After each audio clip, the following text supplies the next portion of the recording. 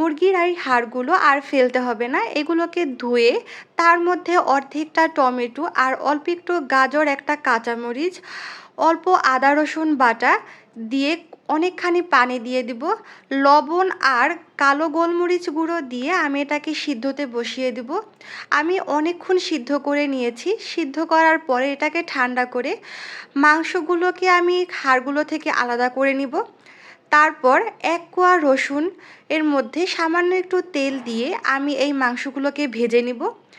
ভাজা হয়ে গেলে আমি সেই চিকেন স্টকটার মধ্যে টমেটো আর গাজরের পিউরিটা দিয়ে দিব। তার মধ্যে ভেজে রাখা মাংস, টমেটো সস, সয়া সস, কালো গোলমরিচ গুঁড়ো এগুলো দিয়ে খুব সুন্দর করে কতক্ষণ রান্না করে নিব। তার মধ্যে উপর থেকে একটা ডিম ভেঙে দিব।